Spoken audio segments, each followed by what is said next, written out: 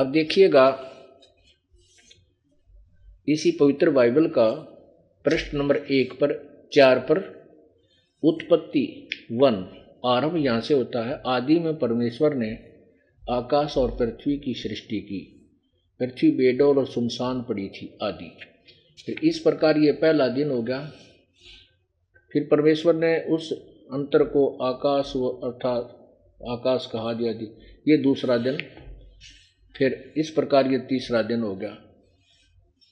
अब यहाँ देखो, फिर इस प्रकार ये चौथा दिन, और यहाँ ये चौथा दिन, और ये पांचवा दिन। अब छठे दिन में भगवान ने किस चीज की उत्पत्ति की? अब इसमें 26 नंबर आयत में लिखा है, फिर परमेश्वर ने कहा, हम मनुष्य को अपने स्वरूप के अनुसार अपनी समानता में बनाएं, और वे समुद्र की मछलियों और आकाश के पक्षियों और घरेलू पशुओं और सारी पृथ्वी पर और सब रेंगने वाले जंतुओं पर जो पृथ्वी पर रेंगते अधिकार रखे, यानी उनका कंट्रोलर हो, खावे नहीं। तब परमेश्वर ने मनुष्य को अपने स्वरूप के अनुसार उत्पन्न किया। अपने ही स्वरूप के अनुसार परमेश्वर ने उसको उत्पन्न किया, और नर और नारी करके उसने मनुष्य की सृष्टि की। और परमेश्वर ने उनको आशीष दी और उनसे कहा कि फूलो फलो और पृथ्वी में भर जाओ और उसको अपने वश में कर लो, और समुद्र की मछलियों तथा आकाश के पक्षियों और पृथ्वी पर रेंगने वाले सब जंतुओं पर अधिकार रखो, यानी उनको उनके कंट्रोलर हो जाओ, खाओ नहीं। आगे स्पष्ट किया है कि फिर परमेश्वर ने उनसे कहा, सुनो, जितने बीज वाले छोटे छोटे पेड़ सारी पृथ्वी पर हैं और जितने वृक्षों में बीज वाले फल होते हैं, वे सब मैंने तुमको दिए हैं, वे तुम्हारे भोजन के लिए। स्पष्ट कर दिया है कि परमात्मा ने मनुष्यों को फिर परमात्मा ने कहा कि हम मनुष्य को अपने स्वरूप के अनुसार बनाएंगे। परमात्मा ने मनुष्य को अपने ही अनुसार बनाया, उनकी सृष्टि की। फिर पढ़िए, फिर परमेश्वर ने कहा, हम मनुष्य को अपने ही स्वरूप के अनुसार अपनी समानता में बनाएंगे, अपने जैसा। ठीक है। और आगे देखो, तब परमेश्वर ने मनुष्य को अपने स्वरूप के अनुसार उत्पन्न किया। अपने स्वरूप के अनुसार परमेश्वर ने उसको उत्पन्न किया और नर और नारी करके मनुष्य की सृष्टि की।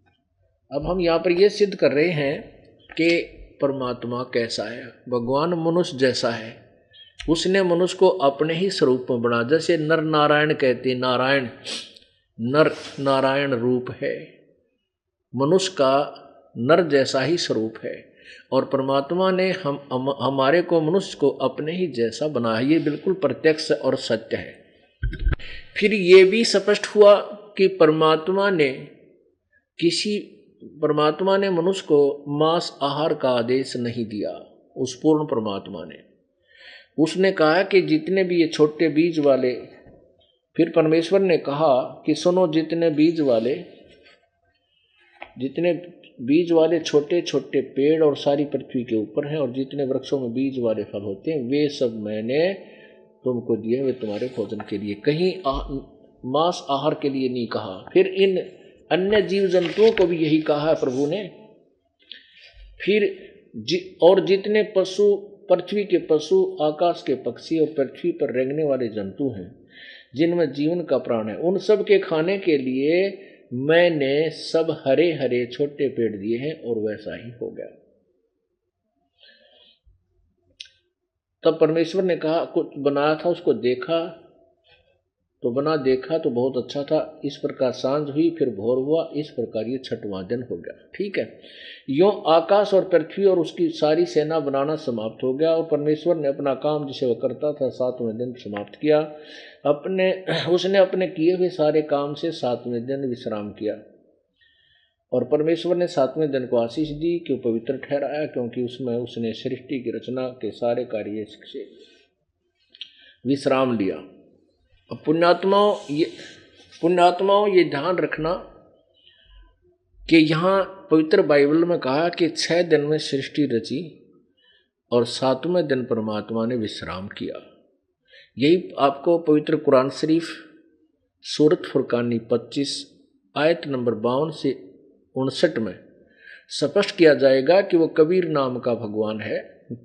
कुरान शरीफ का ज्ञान दाता अल्लाह अपने पैगंबर हजरत मोहम्मद को कह रहा है कि ए मोहम्मद, हे पैगंबर, तो उस जिंदा महात्मा पर विश्वास कर जो तुझे जिंदा महात्मा के रूप में मिला था, वो कबीर।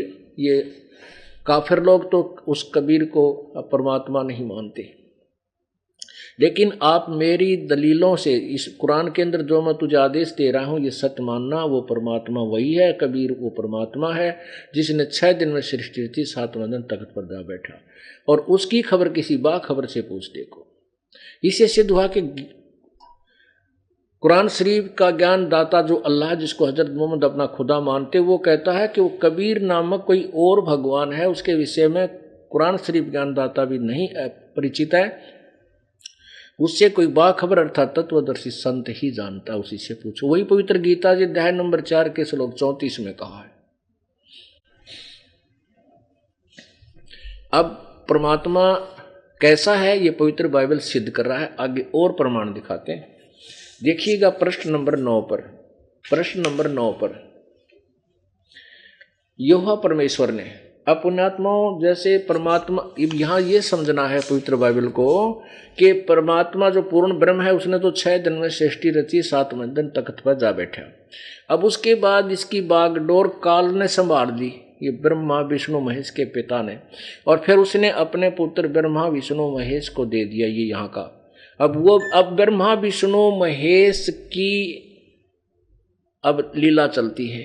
अब देखना क्या होता है। ये काल की और इसके पुत्रों की लीला अब पवित्र बाइबल भी वही सिद्ध करता है।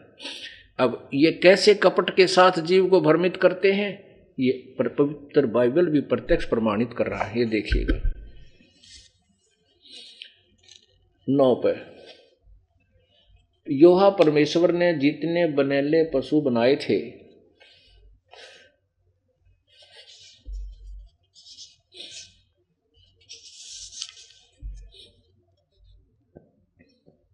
उन सब में सर्प धूर्त था। उसने इस स्त्री से कहा, अब क्या है कि थोड़ा सा विवरण देना पड़ेगा।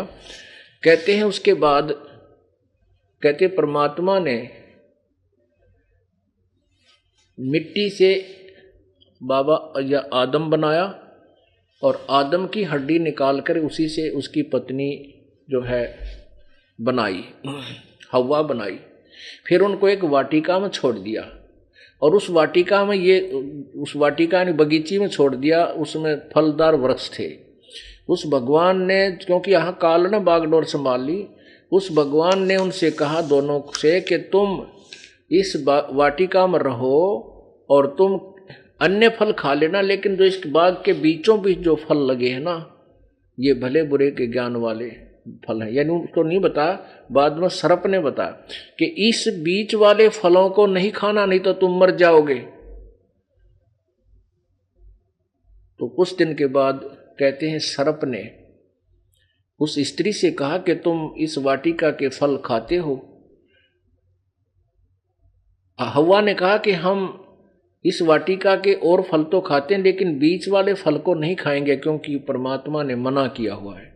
कहा कि तुम इस फल को, इन फलों को खा लोगे, इन पेड़ों के फल को खाओगे तो मर जाओगे। सर्प बोला नहीं, वो झूठ बोलता है। भगवान जो है तुम्हें बहका रहा है, और यदि वो नहीं चाहता कि तुम इस बीच वाले फलों वृक्षों के फल खा करके तुम्हें ज्ञान हो जाए, भले बुरे का ज्ञान होने लग जाएगा, तुम्हारी आंखें खुल जाएंगी, तो तुम भगवान के तुल्य हो जाओगे। इसलिए वो भगवान तुम्हें गुमराह किया हुआ है और तुम्हें झूठ बोला हुआ है। यदि तुम इस फल को खा लोगे तो तुम्हें तेरी आंखें खुल जाएगी। स्त्री ने वो फल देखा, बड़ा सुंदर लगा, स्वाद अच्छा था, तोड़कर स्वयं भी खाया, अपने पति आदम को भी दे दिया। तो उसके फल के खाते ही उनको महसूस हो गया कि तुम तो नंगे फिर रहे हो। शर्म आई, उन्होंने अंजीर के पत्ते तोड़ के अपने पर्दों पर बांध लिए। फिर कहते हैं शाम के समय भगवान आया गॉड वहाँ वाटिका में टहलता हुआ। उसकी आवाज़ सुनकर वो छुप गए वृक्षों के पीछे। उस भगवान ने आवाज लगाई कि आदम तुम कहाँ हो। आदम ने कहा कि मैं तेरी आवाज को देखकर छुप गया हूं, क्योंकि मैं नंगा था, हम नंगे हैं, हमें शर्म आती है आपके सामने आने से। तो भगवान ने कहा कि तुमको किसी ने बता दिया? तो क्या तुमने वो बीच वाले फलों के पेड़ों के फल खा लिए जिसको मैंने मना किया था? कहा वो हमने खा लिए। किसने बताया? कि सर्प ने बताया। तो इससे क्या बात सिद्ध हुई कि परमात्मा वाटिका में घूमने के लिए सामने आता था। निराकार कितना होगा? वो तो साकार है। अब देखो प्रश्न नंबर 9 पे, अब जिनिस 3 मनुष्य का पतन। योहा परमेश्वर ने जितने बनेले पशु बनाए थे उन सब में सर्वतुरुप था। उसने स्त्री से कहा, क्या सच है कि परमेश्वर ने कहा तुम इस वाटिका के किसी वृक्ष का फल न खाना? स्त्री ने सर्प से कहा, इस वाटिका के वृक्ष के फल हम खा सकते हैं, पर जो वृक्ष वाटिका के बीच में है उसके फल के विषय में परमेश्वर ने कहा कि न तो तुम इसको खाना है और न छूना है, नहीं तो मर जाओगे। तब सर्प ने स्त्री से कहा, तुम निश्चय नहीं मरोगे, वरना परमेश्वर आप जानता है कि जिस दिन तुम उसका फल खाओगे उसी दिन तुम्हारी आंखें खुल जाएंगी और तुम भले बुरे का ज्ञान पाकर परमेश्वर के तुल्य हो जाओगे।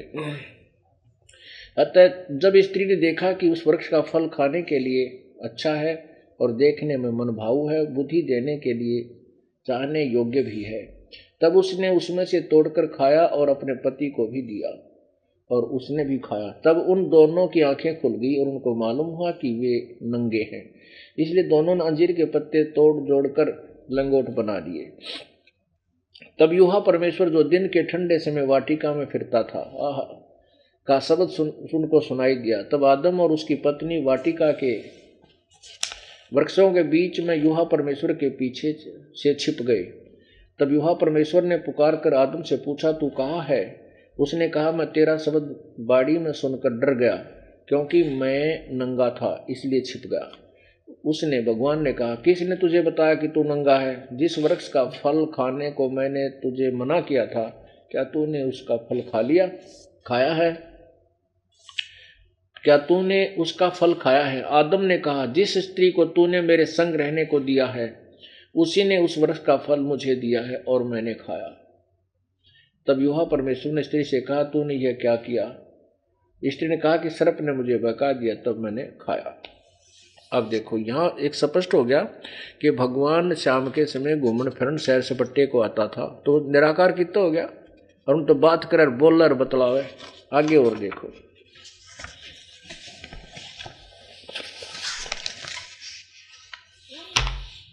ये प्रश्न नंबर 10 पे उत्पत्ति 3-4, यानी ये 3 नंबर अध्याय बुक की 3 नंबर अध्याय की 21 में। और यूहा परमेश्वर ने आदम और उसकी पत्नी के लिए चमड़े के अंगरखे बनवाकर उनको पहना दिए। और फिर यूहा परमेश्वर ने कहा, मनुष्य भले बुरे का ज्ञान पाकर हम में से एक के समान हो गया, इसलिए अब ऐसा न हो कि ये हाथ बढ़ाकर जीवन के फल के वृक्ष का फल भी तोड़कर खा ले और सदा जीवित रहे। अब देखो कितनी प्यारी बात कही है कि उस भगवान ने आदम और उसकी पत्नी के लिए चमड़े के कपड़े बनवाए। इसका मतलब भगवान तो साक्षात उनके सामने बात करता था, मिलता था, कपड़े ले पर आए। और फिर क्या कहता है कि उस भगवान ने सोचा कि कहीं ये मनुष्य जो है भले बुरे के ज्ञान होने वाले वृक्ष के पेड़ के फल खाकर हम में से एक के समान हो गया। इसका मतलब एक से अधिक भगवान है। फिर देखो यही प्रश्न नंबर 10 पे अध्याय नंबर 3 का श्लोक नंबर 21। यूहा परमेश्वर ने आदम और उसकी पत्नी के लिए चमड़े के अंगरखे बनाकर उनको पहना दिए। फिर यूहा परमेश्वर ने कहा, मनुष्य भले बुरे का ज्ञान पाकर हम में से एक के समान हो गया है। हम में से एक के समान हो गया, इसलिए अब ऐसा ना हो कि ये हाथ बढ़ाकर जीवन के वृक्ष का फल तोड़कर खा ले और सदा जीवित रहे। हम में से एक के समान अर्थात ये 3 है, ये एक इनमें से इसकी ड्यूटी ला रखी है, ब्रह्मा विष्णु महेश मत है। और ये इनके साथ, क्योंकि जहाँ भी सृष्टि जीव उत्पन्न होते हैं, क्योंकि पहले उजाड़ पड़ी थी कि तक कोई पैदा कर दिया, कोई कितना, क्यों महाभारत के युद्ध के बाद तो पृथ्वी तकरीबन मनुष्यों से शून्य हो गई थी, अरबों आदमी मर गए थे, फिर 56 करोड़ यादव आपस में लड़के मर चुके थे द्वापर में। तो जहाँ भी ये नए सिरे से सृष्टि उत्पन्न की, तो वहाँ इस ब्रह्मा विष्णु महेश ने ये सारा खेल खेला। अब इसे सिद्ध हो गया कि वो कहता है कि हम में से एक के समान हो गया है। ओह, यानी भगवान एक से अधिक भी हुए। अब आगे दिखाता हूं।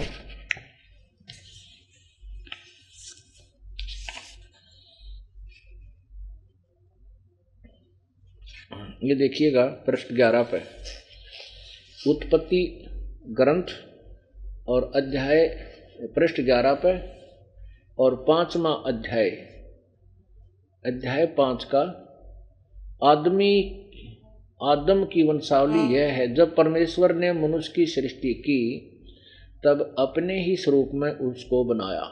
इस 11 नंबर पर एक और साक्षी दे दी कि आदम की वंशावली यह है कि जब परमेश्वर ने मनुष्य की सृष्टि की तब अपने ही स्वरूप में उसको बनाया। यानी यहाँ भी प्रमाण दे दिया 11 पृष्ठ पे 5वें अध्याय में कि भगवान ने जब मनुष्य बनाया तो अपने स्वरूप में अपने जैसा बनाया। और देखिएगा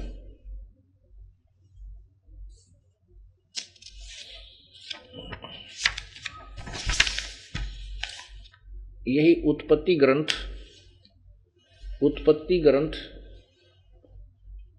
पृष्ठ 23 और 17 अध्याय में और प्रथम श्लोक में, अब अब्राहम 99 वर्ष का हो गया, तब योहा ने उसको दर्शन देकर कहा, मैं सर्वशक्तिमान ईश्वर हूँ, मेरी उपस्थिति में चल और सिद्ध होता जा। यानी अब्राहम 99 वर्ष का हो गया था, तब योहा ने उसको दर्शन देकर कहा। क्या हुआ? परमात्मा साकार है, सिद्ध हुआ। आगे देखो, अब देखिएगा प्रश्न नंबर 24 पे उत्पत्ति ग्रंथ, ये 18 नंबर में है। 3 अतिथि, वो जैसे अभी आपने पढ़ा था कि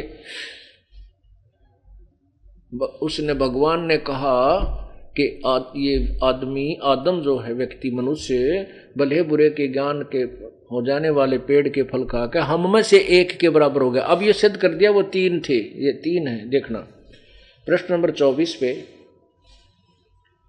उत्पत्ति ग्रंथ अध्याय 17-18 में देखिएगा, ये अध्याय 18 है। 3 अतिथि। अब्राहम ममरे के बांज वृक्षों के बीच कड़ी धूप के समय तंबू के द्वार पर बैठा हुआ था, तब योहा ने उसे दर्शन दिया। उसने आंख उठाकर दृष्टि की तो देखा कि 3 पुरुष उसके सामने खड़े हैं। जब उन्होंने उन्हें देखा तब वह उनसे भेंट करने के लिए तंबू के द्वार से दौड़ा और भूमि पर गिरकर दंडवत की और कहने लगा।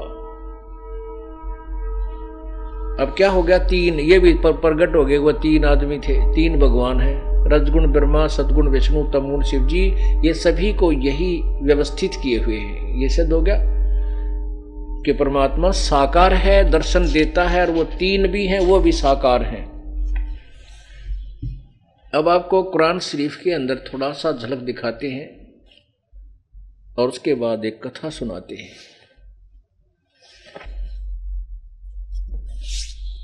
ये देखिएगा कुरान शरीफ, इसके विषय में लिखा है कि यह वह इल्हामी किताब है जिसमें कोई संदेह की गुंजाइश नहीं। कुरान शरीफ यह है, मुतर्जमा है बरहिसी, यानी इसका अर्थ है सानुवाद सटीपण, शास्त्रीय अरबी पद्धति पर नागरी लिपि में। रूपांतरकार है नंद कुमार अवसथी, शेरवानी संस्करण।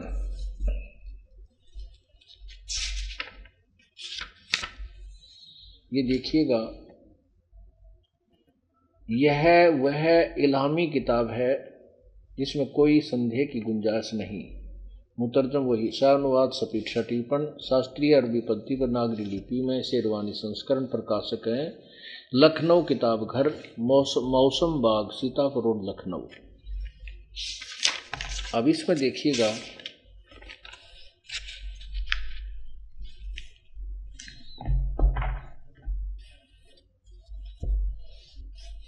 यह है कुरान शरीफ पृष्ठ 604 पे, सूरत फुरकानी 25, आयत नंबर 52। हम 52 को पढ़ेंगे, पहले 52 से प्रारंभ करेंगे। ये अब हिंदी में, लिपि हिंदी है और भाषा अरबी है। फला तुतियल काफिरिन व जाहिदुहुम बिही जिहादन कबीरन। अब इसको कबीरन को कबीर भी लिखते हैं, कबीरा भी लिख देते हैं। जैसे ये आपको दिखाते हैं, ये वही कुरान मजीद देखिए, सेम टू सेम है, नाम मंत्र कुरान शरीफ कहो चाहे मजीद कहो। कुरान मजीद अरबी मऊ अरबी मतन, ऑफिस बुक डिपो, मटिया महल जामा मस्जिद दिल्ली 6, यहाँ से प्रकाशित है ये कुरान मजीद हिंदी मुतरजम मैं अरबी मतन तर्जुमा मौलाना फ़तेह मोहम्मद का साहिब जालंधरी तसही, मौलाना अब्दुल मजीद सरवर साहिब, प्रकाशक Farid book depot private limited, नई दिल्ली, यहाँ से ये प्रकाशित है। और इसमें देखिएगा प्रश्न नंबर 577 पर,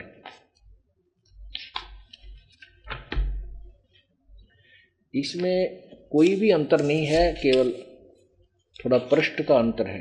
577 पर देखिएगा,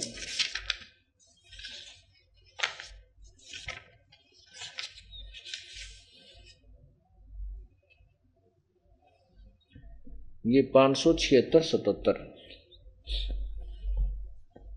ये कुरान मजीद 576 सूरतुल फुरकानी 25, नीचे आइएगा 52 नंबर आयत पर, ये 52 आयत है। 51वीं समाप्त हुई, फला तुतियल काफिरिन व जाहिदुम बिही जिहादन कबीरा। इसको कबीरन कहो चाहे कबीरा कहो चाहे कबीर कहो, देखो कबीरा, और यहाँ इसकी हिंदी किया हुआ है। अब मैं आपको केवल इतना ही दिखाना चाहता था कि इसको कबीरन कहो चाहे कबीरा कहो चाहे कबीर कहो। अब देखिएगा, ये कुरान शरीफ है, ये पवित्र कुरान शरीफ, सूरत फुरकानी 25, प्रश्न नंबर 604 पे, नीचे हम वहीं पर 52 पर आते हैं। फला तुतियल काफिरिन व जाहिदुम बिही जिहादन कबीरन, इसका यहाँ अनुवाद किया है इन्होंने। ये कौन समाप्त है 52। ए पैगंबर, यानी जो कुरान शरीफ बोलने वाला खुदा कह रहा है हजरत मोहम्मद जी को, ए पैगंबर तुम काफरों का कहा न मानना और इस कुरान की दलीलों से उनका सामना बड़े जोर से करो। इन्होंने कबीर का अर्थ बड़ा कर दिया। इसका अर्थ ये बनता है कि हजरत मोहम्मद को उसका खुदा कह रहा, जो कुरान शरीफ बोल रहा है कि हे पैगंबर तो उन काफिरों का कहा ना मानना जो कबीर को भगवान नहीं मानते, और मैं जो तुझे हिदायत दे रहा हूँ, जो ज्ञान दे रहा हूँ, इसके आधार पर उनका, यानी कबीर भगवान है, उस कबीर परमात्मा के लिए संघर्ष करना, लड़ना नहीं, संघर्ष करना, कबीर के लिए संघर्ष करना। फिर भी चलो आगे देखते हैं। अब ये आयत नंबर 58 देखें, इसमें खबीरा कहो चाहे कबीरा कहो, कबीरन कहो, एक ही बात है। इसका अर्थ इन्होंने बड़ा ही किया है, और यहाँ भी खबीरन 59 में खबीरन कहो कबीरन कहो, एक ही बात है। ये सिर्फ भाषा में अंतर, बोलने में अंतर होता है, लिखने में भी उसका अंतर थोड़ा बन जाता है। अब देखिएगा, अब यहाँ इसका अनुवाद हम लेते हैं। आप 52 हमने आयत का अनुवाद वहाँ देखा ही नहीं के द्वारा किया हुआ। अब 53 का देखो, और वो कबीर नामक अल्लाह वही है, समझो। यहाँ लिखा है कि जो कबीर के बारे में जिक्र किया ये वही भगवान है जिसने दो दरियाओं को मिला चलाया, एक का पानी मीठा प्यास बुझाने वाला और एक का खारी कड़वा, और दोनों को एक आड़ और मजबूत रोक बना दी। और वही है जिसने पानी की बूंद से आदमी को पैदा किया, फिर उसको साहिब नसब यानी किसी का बेटा या बेटी और ससुराल वाला आदि आदि बना दिया। और तुम्हारा परवदिगार हर चीज के करने में शक्तिमान है। चम्मन 55 शुरू होती है 55 आयत। और काफिर अल्लाह के सिवाय ऐसों को पूजते हैं जो न उनको नफा पहुंचा सकते हैं और न उनको नुकसान, यानी अन्य देवताओं की पूजा करते हैं, वो ना कुछ हानि कर सकते हैं ना लाभ। और काफिर तो अपने परवरदिगार से पीठ दिए हुए उस भगवान कबीर से दूर विपरीत हो चुके हैं, मुंह मोड़े हैं। अब 56 में कहा कि ए पैगंबर, 55 समाप्ति 56 शुरू हुई, ए पैगंबर हमने तुमको खुशखबरी सुनाने और सिर्फ अजाब से डराने के लिए भेजा है। 57 में क्या कहा है, इन लोगों से कहो कि तुमसे इस अल्लाह के हुक्म पर मैं कुछ मजदूरी नहीं मांगता, हाँ जो चाहे अपने परवरदिगार तक पहुंचने की राह इख्तियार कर ले। अब 58 में क्या कहा है, 58 में यहाँ देखिए, 58 में खबीरा शब्द है, 59 में भी कबीरन या कबीरा कुछ भी समझो, ये एक ही अर्थ है। अब 58 में शुरू होता है यहाँ पर, ए पैगंबर उस जिंदा चैतन्य पर भरोसा रखो जो कभी मरने वाला नहीं है। ये कबीर परमात्मा हजरत मोहम्मद जी को, कबीर भगवान हजरत मोहम्मद जी को भी एक जिंदा महात्मा के रूप में मिले थे, उनको भी सचखंड सतलोक लेकर गए थे। लेकिन उससे पहले हजरत मोहम्मद जी जबरील नाम के देवता के द्वारा इतना भयभीत कर दिया गया था, उसको डरा कर गला घोंट कर भयभीत करके उनको अपने वाला ज्ञान घोट कर पिला दिया था और भयभीत कर दिया था। इसलिए उसके परमात्मा की आज्ञा से परमात्मा के उस लोक में रहने की उसने इच्छा व्यक्त नहीं की, वहाँ की साधना स्वीकार नहीं की। अब वो कुरान शरीफ वाला कहता है कि वो भगवान था, वो भगवान है, वो कबीर जो तुझने जिंदा के रूप में मिला था, उस जिंदा पर विश्वास रख, वो कभी, वो वास्तव वो अमर अजर है, वो कभी मरने वाला नहीं है। अब देखो 58 में आयत यहाँ शुरू होती है, पैगंबर उस जिंदा यानी जिंदा पर भरोसा रखो जो कभी मरने वाला नहीं है, और तारीफ के साथ उसकी पाकी बयान करते रहो, उसकी महिमा का गुणगान करते रहो, और अपने बंदों के गुनाहों से वो बाखबर है, अर्थात वो पाप विनाशक है। गुनाह माने पाप। अब 59 में स्पष्ट किया है कि जिसने आसमानों और जमीन और जो कुछ उनके बीच है उसको 6 दिन में पैदा किया, फिर तख्त पर जा विराजा, वह अल्लाह बड़ा। अब अल्लाह बड़ा, इस कबीरा का अर्थ है, खबीरा का जो 59 में खबीर है, इसका बड़ा अर्थ कर दिया। यहाँ हम लिखते हैं वह है अल्लाह कबीर, वह अल्लाह कबीर रहमान है, और उसकी खबर किसी बाखबर यानी इल्म वाले से पूछ देखो। ओहो, फिर पढ़ो 59वीं, जिसने आसमानों और जमीन और जो कुछ उनके बीच में है सबको 6 दिन में उत्पन्न किया, पैदा किया, फिर तख्त पर जा विराजा, वह अल्लाह बड़ा, अर्थात वह अल्लाह कबीर रहमान है, जो उसकी खबर किसी बाखबर से, तो उसकी खबर किसी बाखबर अर्थात इल्म वाले से पूछ देखो। सत साहिब। अब क्या निष्कर्ष दिया इस पवित्र शास्त्र ने भी कि दोनों पवित्र सदग्रंथों ने, पवित्र बाइबल और पवित्र कुरान शरीफ ने रल मिलकर सिद्ध कर दिया कि वो कभी परमात्मा साकार है, नर आकार है, मनुष्य जैसा है, मानव सदृश है, और उसका नाम, वो शरीर है, उसका नाम कबीर है, जिसने 6 दिन में सृष्टि की थी, 7वां दिन तख्त पर जा विराजा।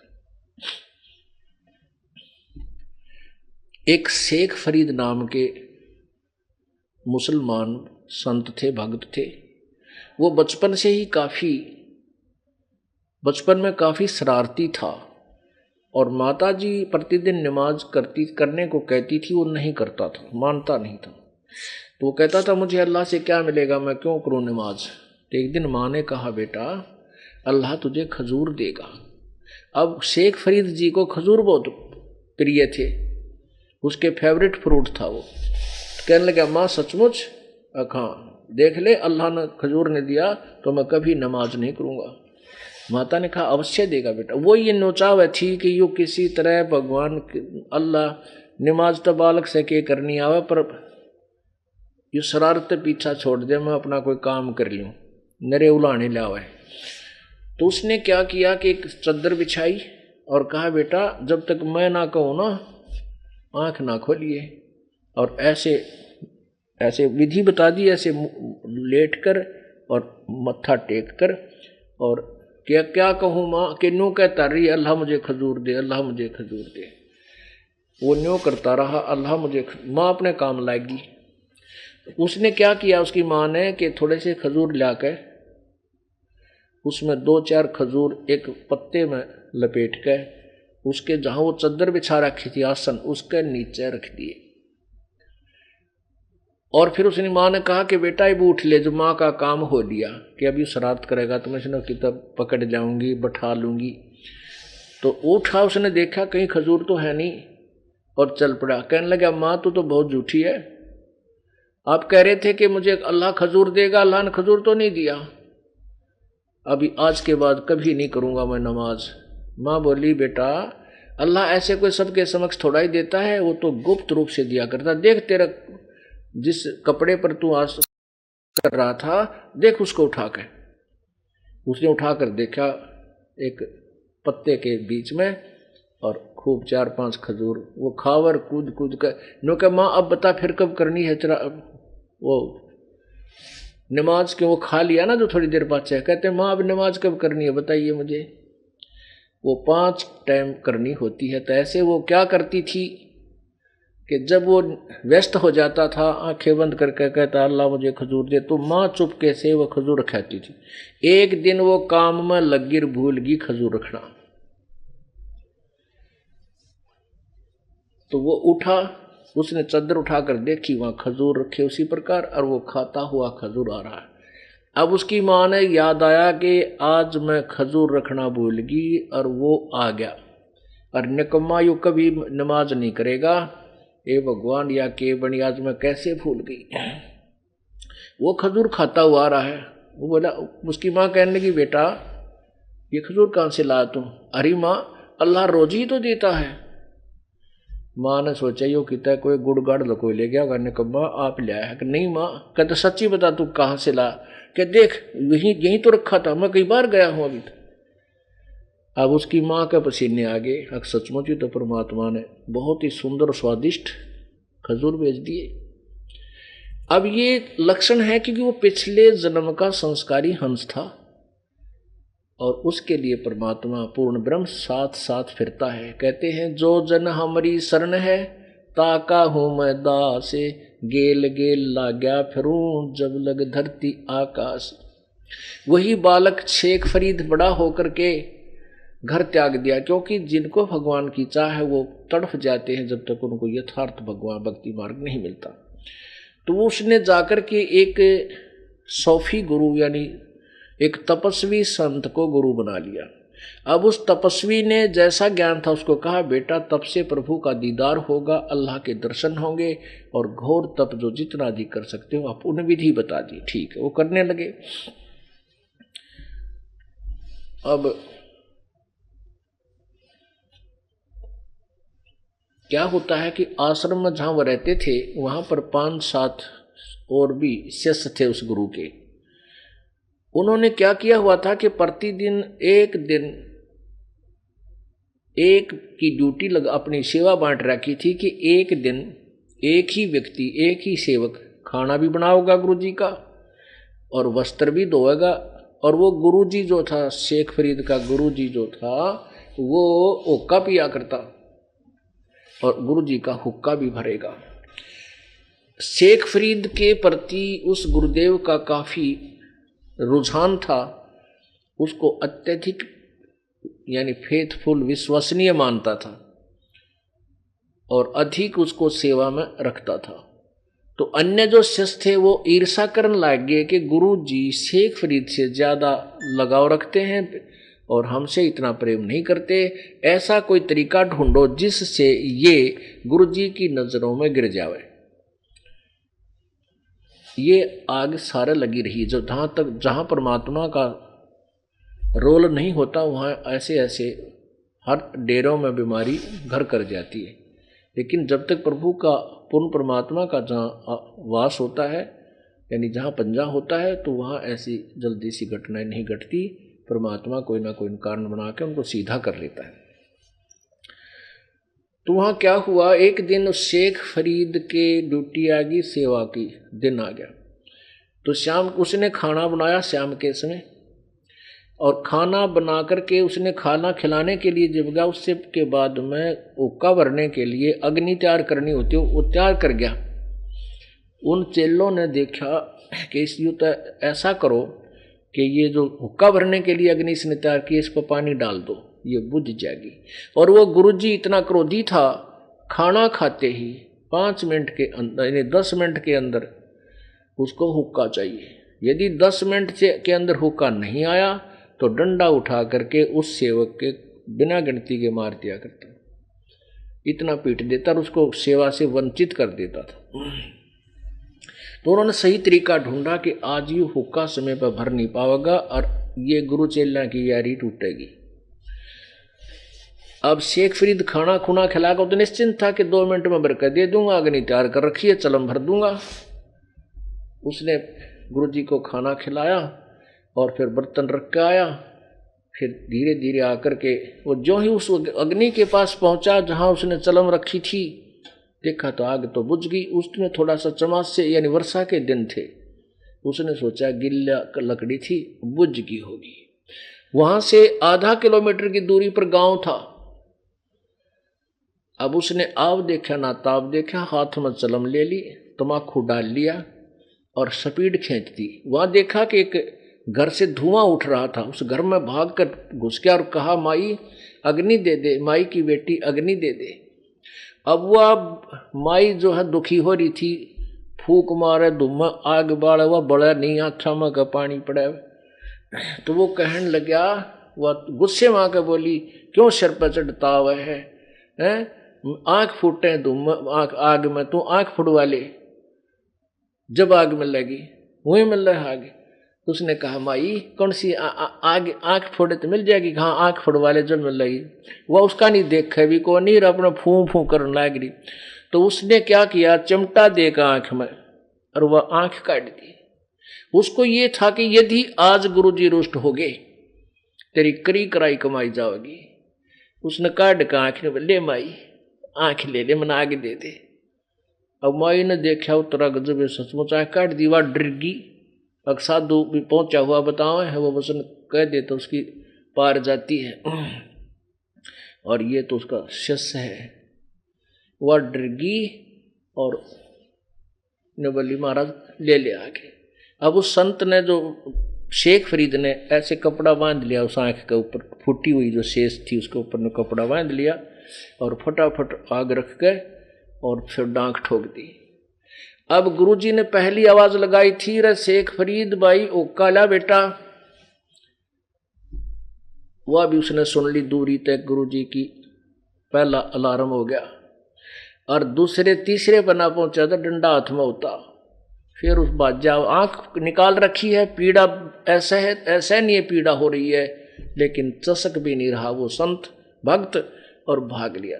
दूसरी आवाज लगाई तो भी दूर था। तीसरी जब आवाज लगाई, रहे शेख फरीद कहाँ मर गया, आ गया गुरुजी, आ गया गुरुजी, आ गया गुरुजी, आ गया, पहुंच गया। क्या हो गया बेटा, कहाँ के हो गया था जी?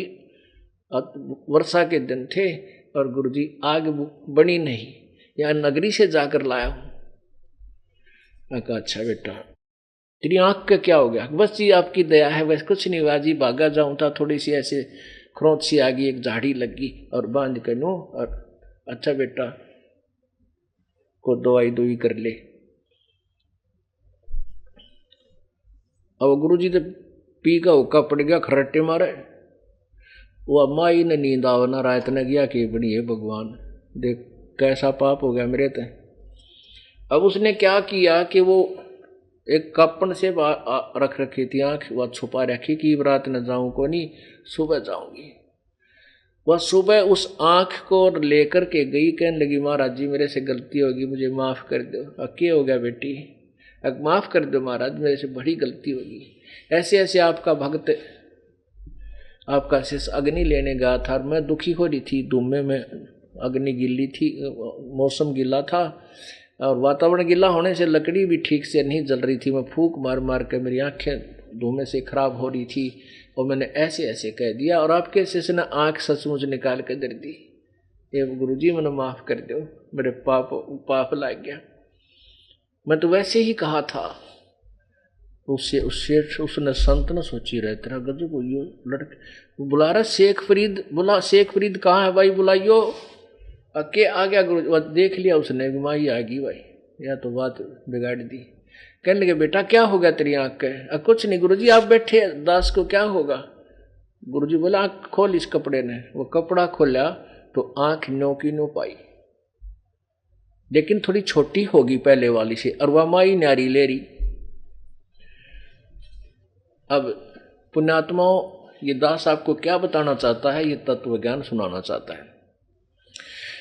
कहते हैं इतने सिद्ध पुरुष थे शेख फरीद के वो गुरुदेव कि आंख भी जो की तो होगी उसकी फूटी हुई, लेकिन मोक्ष फिर भी नहीं था। अब ध्यान से सुनना इस तत्व ज्ञान को। कुछ दिनों के बाद वो संत का देहांत हो गया और शेख फरीद ने सोचा भाई गुरुजी ने कहा है कि तप करने से परमात्मा के दर्शन हो सकते हैं। अब जैसा भी उस अज्ञानी गुरु ने डड़े डोण की आज्ञा दी थी, उस शिष्य के एक रहे वो तो तन मन तन से पर कुर्बान था। उसने जाकर के आश्रम से थोड़ी दूरी पर और तप करना शुरू कर दिया। पहले बैठ कर कराया, फिर खड़ा होकर कराया। उन्होंने सोची भाई न्यू तो बात ना बढ़े, और कमजोर हो गया घना, और बाहर रहूंगा तो ये इतना वीक हो गया, खाना भी नहीं खावा। कहते हैं 12 वर्ष में शेख फरीद ने 1.25 मन अन्न खाया था, यानी 50 किलो 12 वर्ष में। तो कितना एक दिन में कितने कै ग्राम पड़े हिसाब लगा लो। हम तो 1.25 मन खा जा मनमान एक महीने में, और उसने 12 वर्ष में खाया। तो वो उसके शरीर की क्या स्थिति होगी थी, केवल अस्थि पिंजर शेष था। एक दिन वो लेटा हुआ था और बहुत घबराया हुआ था, हे भगवान ये शरीर भी जाएगा और दर्शन भगवान के हुए नहीं। वो ऐसा बाहर लेट गया, लेटा हुआ था। इतने में कौवे आगे ने सोचे ये आदमी मरा पड़ा है, इसके औरतों की तो मांस है कोई नहीं, क्योंकि सूखा पड़ा कति लकड़ जैसा, कमजोर इतना हो गया। उसने कौव्या ने सोची आंख खा लो, ये थोड़ी बहुत गिल्ली पावेंगी। तो माथे पर काग आकर बैठ गए, और जो ही काग आए तो शेख फरीद कहने लगा भाई कव्यो मेरी आंख ना फोड़ो, आंख छोड़ दो, मेरे शरीर पर कहीं मांस बचा हो इसको सारे को खा लो, भाई आंख ना फोड़ो, मेरी आंख ना खाओ, हो सकता मुझे भगवान के दर्शन हो जाए। इतने जब वो बोला तो काग उड़ गए, अक्यों तो आदमी जीवा है। अब उसने सोचा भी यहां तो ये कौवे तेरी आंख फोड़ेंगे और भगवान के दर्शन हो को ना।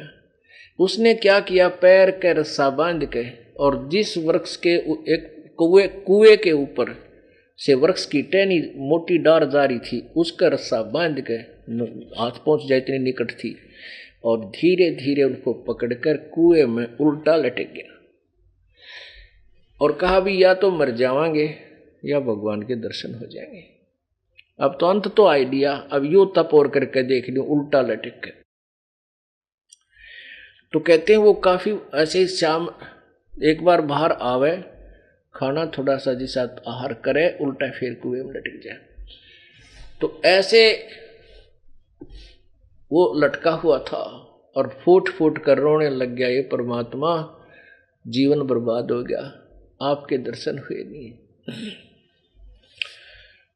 अब परमात्मा कहते हैं जो जन कभी ऐसी आत्माएं, चाहे आज कोई हिंदू धर्म में, चाहे मुसलमान में, सिख या ईसाई धर्म में, जो पुण्यात्मा परमात्मा की शरण में आऊंगी वर्तमान में, तो वो भी पहले कभी परमेश्वर के साथ रही है। तो जब उसने देखा हृदय से वो रो रहा है, फूट फूट कर रो रहा है, कभी जीवन गया। परमात्मा आए सतलोक से, कबीर भगवान, अल्लाहू अकबर, और खड़ा होकर के उस रस्से को पकड़कर परमात्मा ने कुएं से बाहर उसको निकालना शुरू किया। अब शेख फरीद ने सोचा कि ये कोई शरारती आदमी है और तुझे तंग करना चाहता है, क्योंकि पहले भी ऐसे ग्रामीण बच्चे शरारती आकर के उसके रस्से को पकड़कर ऐसे ला देते थे। शेख फरीद कभी इधर लगता कुएं का, कभी उधर लगता, कभी ऐसे हाथ कर लेता, कभी यूं कर लेता। वो बालक से छोड़ छेड़ छाड़ कर चले जाते थोड़ी देर में। तो उन्हें सोचा आज ही ऐसा शरारतिया इसने बाहर निकाल लिया मैं। तो कहने लगा भाई, शेख फरीद बोला कि ए भाई मुझे मत तंग करे, अपना काम करे, मैं अपना काम कर रहा तू अपना काम करे। परमात्मा बोले भाई क्या काम कर रहा तू? कि मैं भगवान प्राप्ति के लिए परमात्मा के दर्शनार्थ अपनी साधना कर रहा हूं। परमात्मा बोले मैं हूं वो अल्लाह अकबर, मैं वो परमात्मा हूं जिसको तू देखना चाहता है, जिसके लिए तू तपस्या कर रहा है, मैं वो भगवान हूं। और शेख फरीद ने सोचा ये सचमुच बदमाश आदमी है, निकम्मा। फिर भी संत अधीनी से बोलते हैं, कहने लगे भाई आप भगवान नहीं हो, भगवान तो आप जैसा नहीं होता, भगवान दिखाई थोड़ा देता है, वो तो बेचून है, निराकार है। यानी पीछा छुटा हुआ था कि मैंने छोड़ दे, उल्टा सुल्टा बोलूंगा तो गड़ देगा। तो कहने लगा भगवान तो बेचून है, निराकार है, वो दिखाई थोड़ा देता है। परमात्मा बोले भले आदमी आप किस लिए साधना कर रहे हो? कि भगवान के दीदार के लिए। अरे भले आदमी, एक तरफ तो आप कह रहे हो कि भगवान तो निराकार है, वो दिखे को नहीं, और फिर उसके देखने के लिए, दीदार के लिए तो शरीर खत्म करने जा रहा है। तेरी थ्योरी तो देख लो क्या है, तू कर क्या रहा है।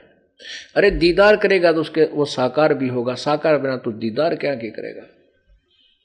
अब कहते हैं गामकार ज्ञान का तो चमका ऐसा वो है, एक हो जाकर जल्दी ही मार जाकर ज्ञान, तो उसका तो एकदम सारे सक्रिय सिद्ध हो गए बुद्धि के। तेरा गजब हो, इधर ते देखना चाहता हूं और फिर उसको निराकार को दिखाई थोड़ी देता, फिर क्यों डलेट हो रहा है। नो के नो पैर पकड़ दिए, उल्टे लटके लटकाए। अब उनको ये पता था कि कुरान शरीफ में लिखा है कि परमात्मा के विषय में कोई बाखबर बताओगा, तो उसने फिर भी नहीं जची वो भगवान है, यकीन नहीं हुआ, विश्वास नहीं हुआ।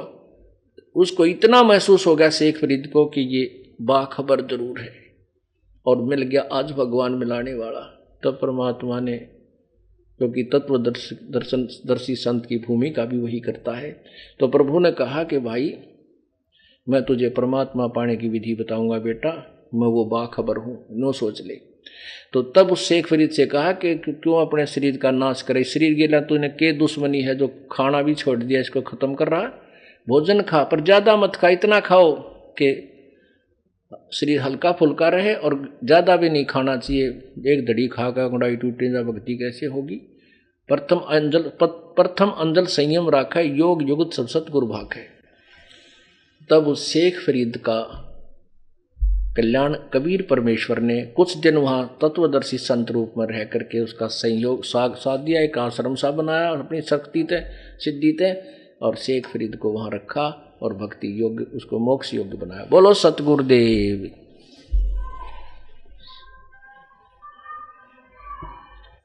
कर जोरों विनती करूं,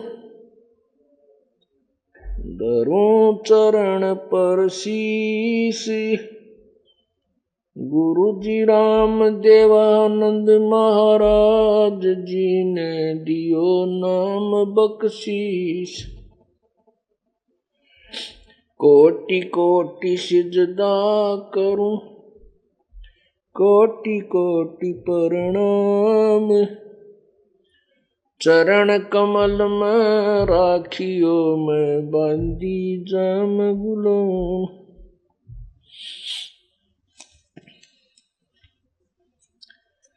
कुत्ता तेरे दरबार का, मोतिया मेरा नाम,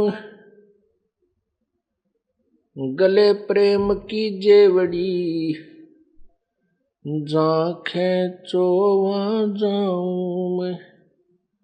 तो करो तो बावड़ू, दूर दूर करो तो जाऊं, जो राखो तो ही रहूं, जो देवो सो खाऊं।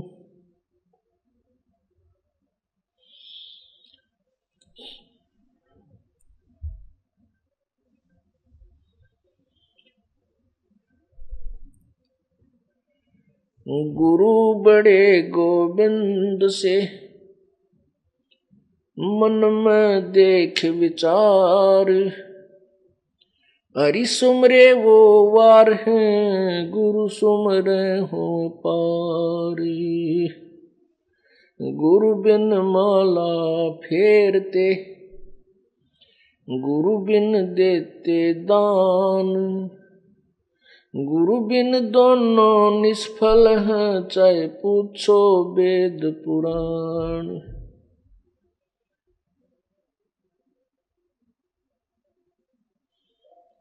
राम कृष्ण से कौन बड़ो, उन्हों भी गुरु कीन, तीन लोक के वे धनी, गुरु आगे आधीन। जय इब के सतगुरु मिले, सब दुख आँखों रोए,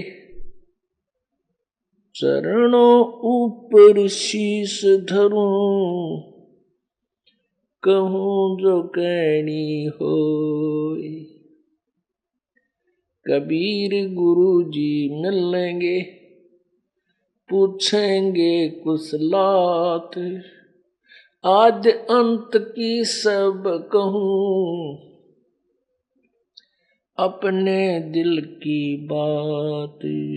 गुरु जी तुम ना भूलियो, चाहे लाख लोग मिल जाएं, हमसे तुमको बहुत हैं, तुमसे हमको नाई। तुमरे विसारे क्या बने,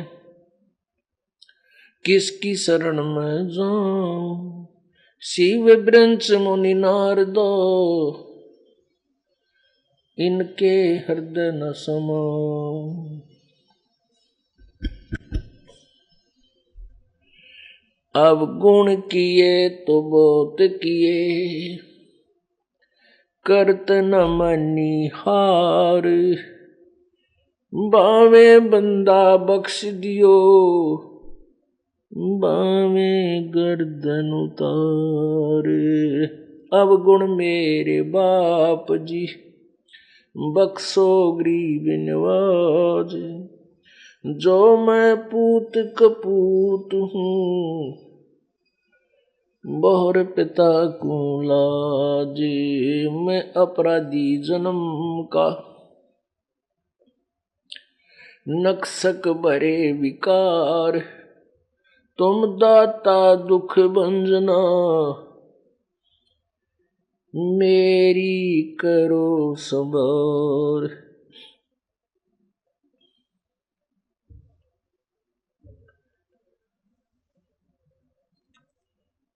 बंदे तू कर बंदगी,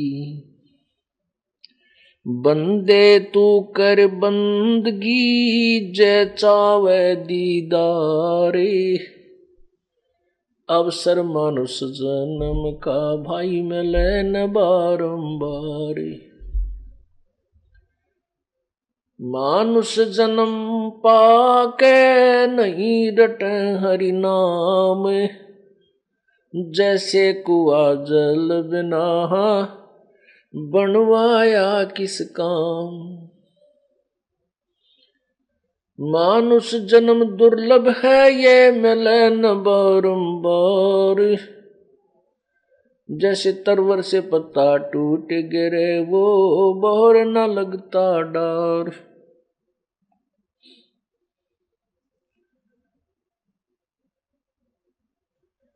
पृथ्वीपति चकवे गए, जिनके चक्र चलंत, रावण सरीखे कौन गिण, भाई ऐसे गए अनंत।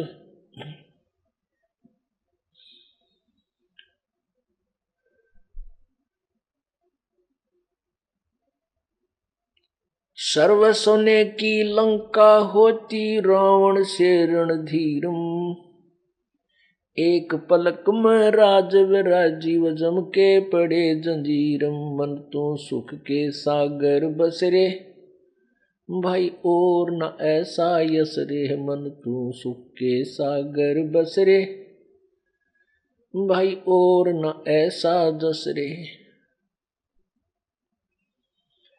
उदय अस्त बीच चक्र चले थे ऐसी जन ठकुराई, उदय अस्त बीच चक्र चले थे ऐसी जन ठकुराई। चुनक ऋषिश्वर कल्प करी तब खोज न पाया राई, मन तू सुख के सागर बस रे, भाई और न ऐसा जस रे, मन तू सुख के सागर बस रे, भाई और न ऐसा जस रे। 60,000 सगड़ के होते कपिल मुनीश्वर खाए, 60,000 सगड़ के होते कपिल मुनीश्वर खाए। एक सपुत्र उतान पात कव परमात्म पद पाए, मन तू सुख के सागर बस रे, भाई और न ऐसा यस रे, मन तू सुख के सागर बस रे, भाई और न ऐसा यस रे।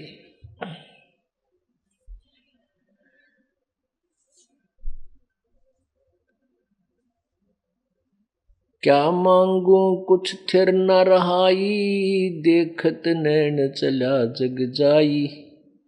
1 लख पूत 1.25 लख नाती, उस रावण के दीवान बाती।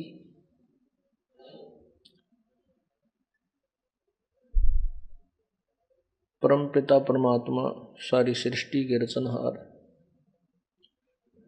सर्व संकट निवारण मंगल करण कबीर परमेश्वर